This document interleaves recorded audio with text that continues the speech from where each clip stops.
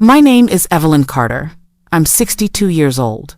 And 3 months ago, I would have told you that online dating was something for young people who don't know how to meet someone the proper way. I would have said that at my age, romance was something from my past, a beautiful chapter that closed when my husband William passed away 5 years ago. Then my daughter Nicole created a dating profile for me without asking, and suddenly, I was getting messages from men named Silver Fox 1961 and Retired But Not Tired, who wanted to know if I was DTF.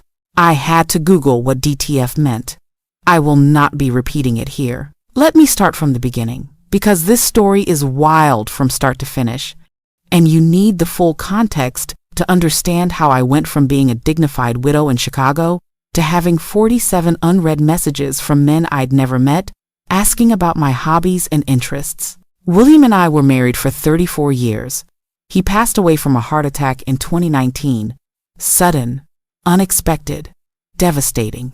We'd been planning our retirement together, talking about traveling to all the places we'd never had time to visit when we were raising our 3 kids and building our careers. And then one Tuesday morning, he collapsed in our kitchen, and everything stopped.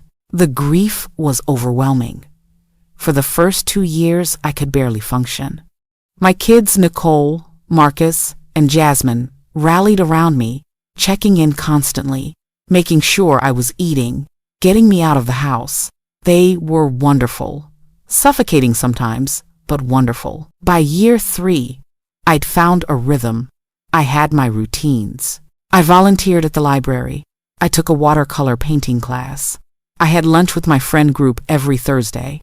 I'd made peace with the idea that romantic love was part of my past, and that was okay. I'd had a great marriage, raised good kids, and now I was in my peaceful grandmother era, as Nicole called it. Nicole, my oldest at 37, had other ideas.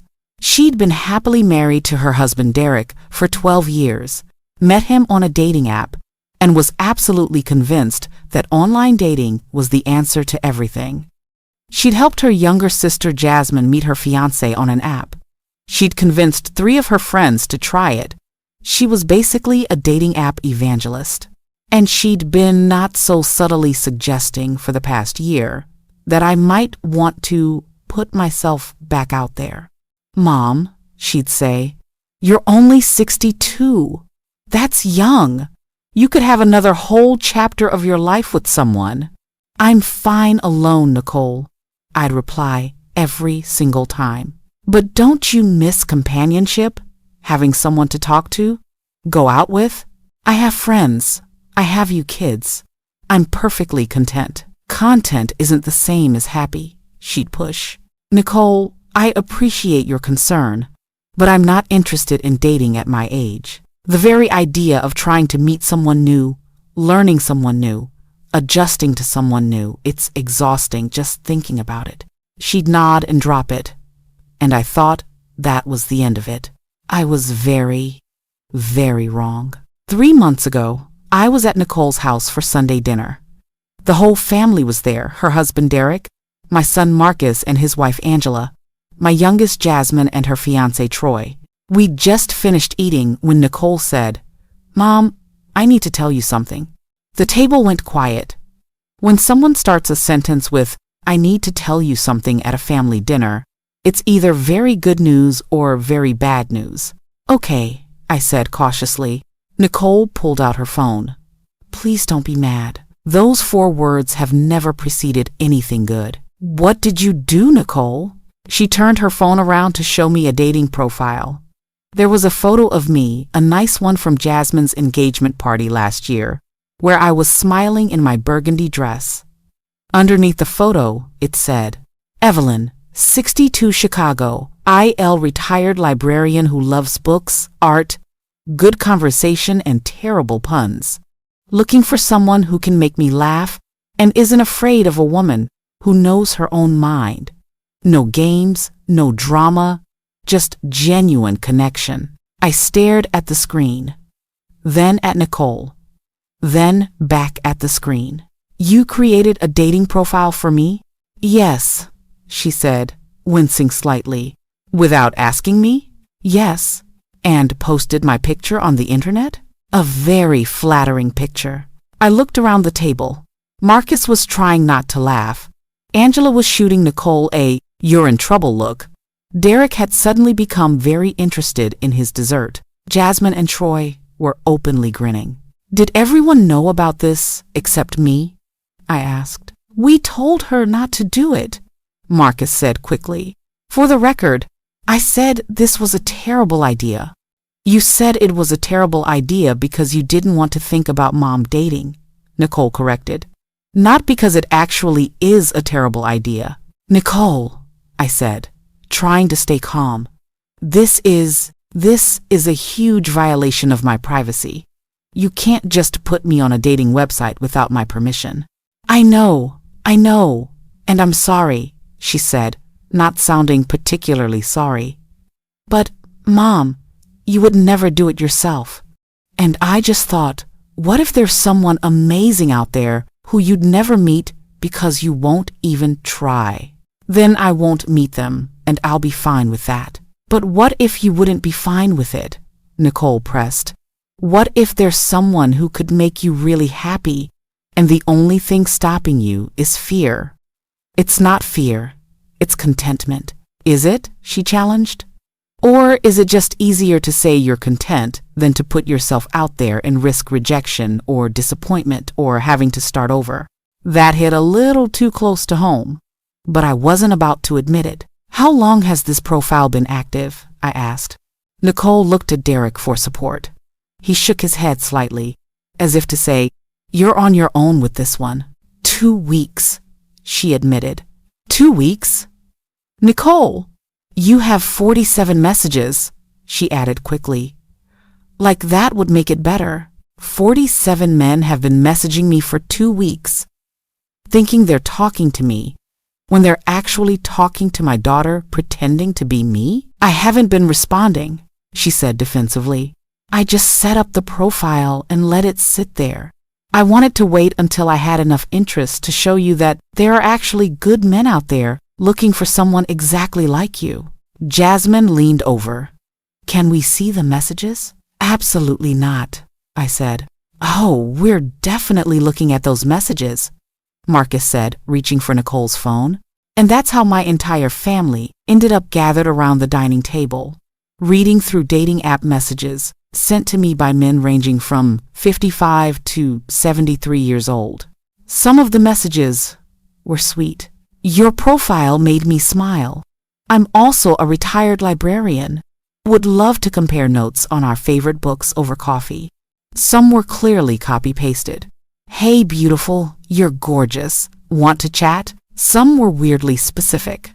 I see you're in Chicago. I'm in Milwaukee. I have a reliable car and don't mind the drive. I'm very punctual and have excellent references from my previous relationships. References? Like job references? And some were concerning. 62 is perfect. Not too old to have fun, but old enough to know what you want. Message me back if you're interested in a good time. Marcus made a face. That one's gross. Delete that immediately. They're all going to be deleted, I said firmly. Nicole, I appreciate that you were trying to help, but this isn't happening. Take down the profile. Just look through them first, Nicole pleaded. Please? Some of these men seem really nice. And they're age-appropriate, financially stable, genuinely looking for companionship. How do you know they're financially stable? I asked. Their profiles say what they do for work, she explained. See? This one is a retired engineer. This one taught high school history for 30 years. This one owned a small business. Or that's what they claim, Marcus interjected. Mom, this is the internet. People lie. Not everyone lies, Nicole shot back. Derek and I met online, remember? And we're perfectly happy. You were also 30 years younger and better equipped to deal with online weirdos, Marcus countered. They started bickering, which gave me time to actually look through the messages more carefully. And I have to admit, though I would never have said it out loud in that moment, some of them were kind of sweet. There was a message from someone named Robert, who said he'd lost his wife 3 years ago and understood how hard it was to even think about dating again. But his kids had convinced him to try. There was one from a man named Charles who said, "My profile made him laugh and he missed having someone to share terrible puns with." There was one from James who wrote a whole paragraph about his love of Impressionist art and asked if I'd ever been to the Art Institute of Chicago. "This one seems nice," Jasmine said, pointing to James's message. "They all seem nice in their messages," I said. "That's how online dating works. Everyone's on their best behavior until they're not." "That's how all dating works," Derek pointed out. "It's not specific to online." I sighed. Can we please just delete the profile and pretend this never happened? "1 week, Nicole negotiated. "Give it 1 week. Just respond to a few of the messages that seem promising. Have some conversations. See if anyone interesting emerges. If after 1 week you hate it, I'll delete everything and never bring it up again. And if I say no, then I'll delete it now. But you'll always wonder if you missed out on something because you were too scared to try." Emotional manipulation. Classic Nicole. "Fine," I said, mostly to end the conversation. 1 week. But I'm only responding to messages that seem reasonable. And if anyone sends me anything inappropriate, I'm deleting the app immediately. "Deal," Nicole said, grinning. That night, after I got home, I sat on my couch with a glass of wine and Nicole's phone. She'd insisted I keep it to respond to messages, since the app was on her phone and she'd set it up with her email. I scrolled through the messages again, this time more carefully. The first one I responded to was Robert, the widower. "Thank you for your message. I lost my husband 5 years ago, so I understand how difficult it is to navigate this. My daughter created this profile without asking me. Mothers everywhere, I'm sure you understand. But I'm trying to keep an open mind. How are you finding the experience so far?" I hit send before I could overthink it. The next one was Charles, with the puns. "A woman who appreciates terrible puns is a rare find. What's your best one? I'll warn you, I set the bar very low." The third was James with the art questions. "I have been to the Art Institute many times. It's one of my favorite places in Chicago. I'm particularly drawn to the Impressionists. There's something about the way they capture light that feels like capturing a feeling. Do you have a favorite piece?" I sent those 3 messages and immediately regretted it. What was I doing? I was 62 years old, messaging strangers on the internet like a teenager. This was ridiculous. My phone buzzed. Robert had already responded. "It's been an adjustment. Mostly I've found that online dating requires a thick skin and a good sense of humor. Would you be interested in having a phone call sometime? I'm old-fashioned enough to prefer actual conversation over endless messaging." That made me smile. A phone call felt less scary than meeting in person, but more real than just messages. Charles responded next. "What's the difference between a poorly dressed man on a bicycle and a well-dressed man on a tricycle?" "A tire." "I warned you about the low bar." I actually laughed out loud. It was terrible. Wonderfully terrible. James took longer to respond. But when he did, it was thoughtful. I completely agree about capturing feeling. I've always thought Renoir's Two Sisters on the Terrace did that beautifully. The warmth of the sunlight, the intimacy of the moment. If you're ever free, I'd love to get coffee and talk more about art. No pressure, just a conversation between 2 people who appreciate beauty. Over the next few days, I found myself actually enjoying the conversations. Not with everyone. Some men stopped responding when they realized I wasn't going to immediately agree to meet them, and others revealed themselves to be less interested in conversation and more interested in things I absolutely was not discussing. But Robert, Charles, and James were genuine. We texted throughout the week. I learned that Robert was a retired accountant who'd taken up woodworking and made furniture for his grandchildren. Charles was a former teacher who volunteered at a community center and had possibly the worst collection of puns I'd ever encountered. James was a retired professor, who spent his days visiting museums and had strong opinions about modern art. It's not that I don't get it. It's that I get it and disagree. By the end of the week, I'd agreed to phone calls with all three of them. The first call was with Robert. We talked for 45 minutes about our late spouses, our kids, the weirdness of trying to date after decades of marriage. It was comfortable, easy, like talking to an old friend. I don't know if I'm ready for anything serious, I admitted. I'm not even sure I'm ready for anything at all. That's okay, he said kindly. I'm not sure I am either, but it's nice to talk to someone who understands. The call with Charles was hilarious. He made me laugh so hard I cried. We traded terrible puns back and forth for over an hour. At one point, he said, "I should warn you, my sense of humor is an acquired taste." Like spoiled milk? I asked. Exactly like spoiled milk, he agreed, and we both laughed. The call with James was different, deeper, more philosophical. We talked about art, about books, about what we wanted out of the next chapter of our lives. I don't want to replace what I had, he said, but I'd like to build something new, something different but still meaningful. That resonated with me. After a week of conversations, Nicole called. "So, how's it going?" "It's actually not terrible," I admitted reluctantly. She squealed. "I knew it! Who are you talking to? Tell me everything." I told her about Robert, Charles, and James, about the phone calls and the conversations, and how surprisingly nice it was to have someone to talk to who wasn't family or longtime friends. "Are you going to meet any of them?" she asked. "I don't know. Maybe?" "Mom, that's huge. I'm so proud of you." "Nicole, we're just talking. It's not like I'm getting married tomorrow." "I know, but you're trying. That's what matters." The following week, I agreed to meet Charles for coffee. He'd suggested a cafe in Lincoln Park, public, casual, easy to leave if things went badly. I was so nervous, I changed outfits 3 times. Finally, I settled on nice jeans and a sweater, casual but put together. I told Jasmine where I was going and what time to expect me home, like I was a teenager going on my first date. "Mom, you know you can just leave if he's weird, right?" Jasmine said, amused. "You don't have to sit through an entire coffee date if you're not enjoying yourself." "I know, it's been a very long time since I did this." "You're going to be fine," she assured me. "And if he's awful, you get a funny story out of it." Charles was already there when I arrived.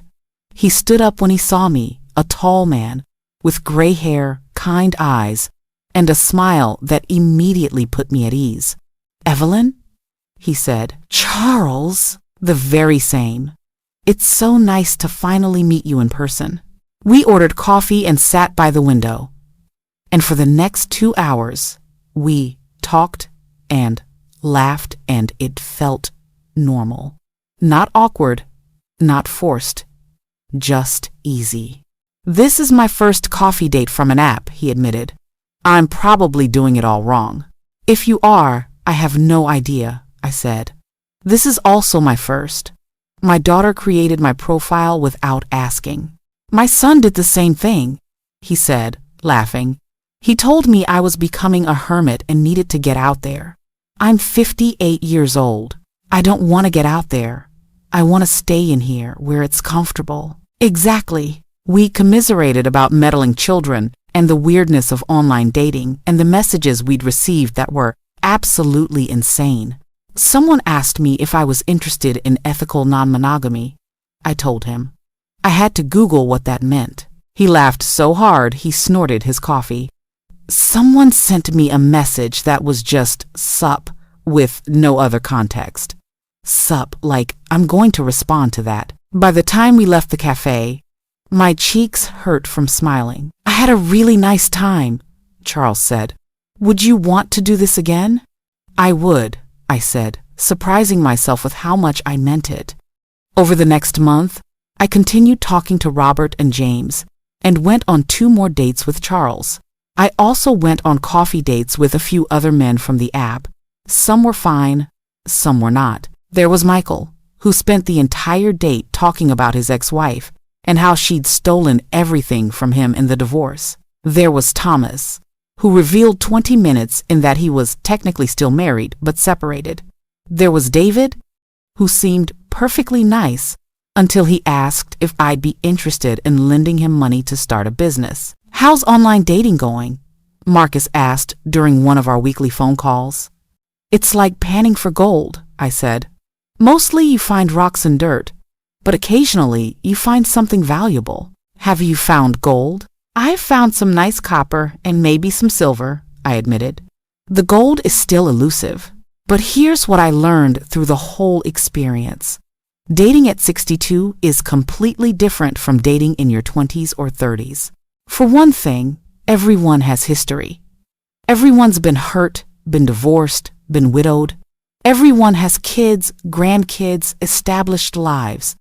You're not building a life together from scratch. You're trying to figure out if your already built lives can fit together. The other thing I learned, there are a lot of lonely people out there.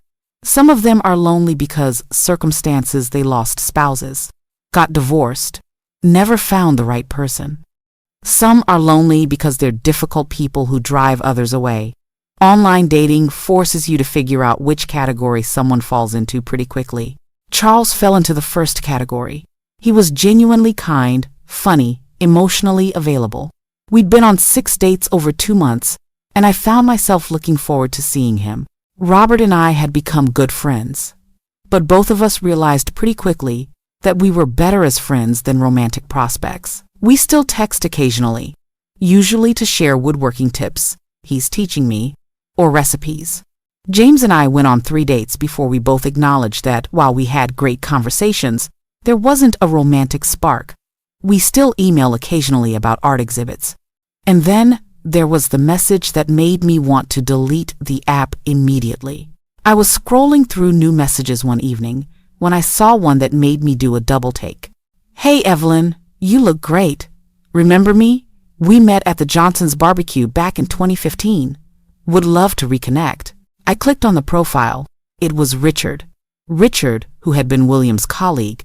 Richard, who had come to William's funeral and told me to call if I needed anything. Richard, who was married to a woman named Barbara. Unless, was he not married anymore? I showed Nicole the message. "Is this weird?" She read it. Did Dad know this guy? They worked together for 15 years. He was at the funeral. And he's on a dating app now? Apparently. Well, message him back and find out what happened with his wife. I hesitated, then typed, "Richard, of course I remember you. I hope you and Barbara are well." His response came quickly. "Barbara and I divorced 2 years ago. Amicable split, we just grew apart. I've been meaning to reach out but wasn't sure if it was appropriate. How have you been?" We ended up meeting for lunch. It was surreal. Sitting across from someone who'd known William, who'd been to our house, who remembered our old life. "I still can't believe he's gone," Richard said. "He was such a good man." "He was," I agreed. Do you think it's weird that we're here? Like this?" "A little," he admitted. "But also not. We're both adults. We're both single. We both know what it's like to lose something important. Maybe weird is okay." We met for lunch a few more times. It was comfortable in a way that was both nice and a little concerning. Was I interested in Richard, or was I just comfortable with the familiarity of someone who knew my old life? "You're overthinking this," Charles said when I told him about it. We'd established by this point that we were seeing each other, but not exclusively. We were both still figuring things out. "I always overthink things. I've noticed," he said, smiling. "But here's my take. You're allowed to date multiple people while you figure out what you want. That's the whole point of dating. You're not 18 years old promising someone you'll love them forever. You're 62, trying to figure out if you want companionship and what that looks like." "When did you get so wise?" "I've been doing a lot of therapy since my divorce," he said. "Turns out talking to a professional helps you understand yourself better. Who knew?" 3 months into this whole online dating adventure, Nicole asked me to come over for dinner. When I arrived, the whole family was there again. "Is this an intervention?" I asked, only half joking. "No, it's a celebration," Nicole said. "Mom, you've been dating for 3 months. That's huge. We want to hear about it." "There's not much to tell," I said. "I've met some nice people. I've had some good conversations. I've also had some spectacularly bad dates that would make excellent comedy material." "Tell us about the bad dates," Jasmine demanded. So I told them about Michael and his ex-wife obsession, Thomas, who was technically married, David, who wanted money, and the guy who showed up to our coffee date wearing a cape because he was a professional magician and wanted to stay in character. The family was dying laughing. "I can't believe you actually went through with dating," Marcus said. "I really didn't think you would." "Neither did I admitted. But Nicole was right about one thing. I was using contentment as an excuse to not try. And trying has been interesting. "Are you seeing anyone seriously?" Nicole asked. "I'm seeing Charles regularly. We like each other. We're taking it slow. I'm also still friends with Robert and James and Richard. It's all very modern. Is that the right word?" "Mom's got a whole roster," Jasmine teased. "I don't have a roster. I have friends, some of whom I go on dates with." "That's called a roster, Grandma," said Jasmine's fiancé, Troy, grinning. The conversation shifted to other topics, but before I left, Nicole pulled me aside. "Mom, I'm really glad you gave this a chance, and I'm sorry I went behind your back to create the profile. I should have asked first." "You should have," I agreed. "But also, thank you. I wouldn't have done it on my own." And even though this whole experience has been weird and occasionally horrifying, it's also been good for me. I'd forgotten what it felt like to be seen as something other than William's widow or the kid's mom. On these dates, I'm just Evelyn, and that's been nice. "So you're keeping the profile?" she asked hopefully. "For now," I said. "Though I'm changing the bio to include created by my meddling daughter without permission, so people know what they're getting into." She laughed. "Fair enough. 6 months into online dating, I'm still figuring it out. Charles and I have become serious enough that we've had the let's be exclusive conversation. He makes me laugh every single day. He's kind to service workers. He remembers things I mention in passing. He's interested in my life but doesn't try to fix it. He's introduced me to his kids, and they're lovely. Is he William? No, and that's okay. I'm not looking for William 2. I'm looking for Charles 1, and he's pretty great on his own merits. But here's what I want you to understand. Online dating at 62 is not the same as online dating at 25. It's messier, more complicated, more fraught with history and baggage and the weight of lived experiences. You're not swiping through faces hoping someone thinks you're cute. You're reading profiles, hoping someone shares your values and can have an actual conversation and isn't going to ask for money or send you inappropriate pictures. The messages are wild. The dates are wilder. Some people are genuinely looking for connection. Some are looking for a nurse or a purse. Some are still so hung up on their ex-spouse that they shouldn't be dating at all. Some are perfectly lovely but completely incompatible with you. And you have to sort through all of it while also managing your own fears and insecurities and the weirdness of putting yourself out there after years of not having to. But here's what I also learned. It's worth it.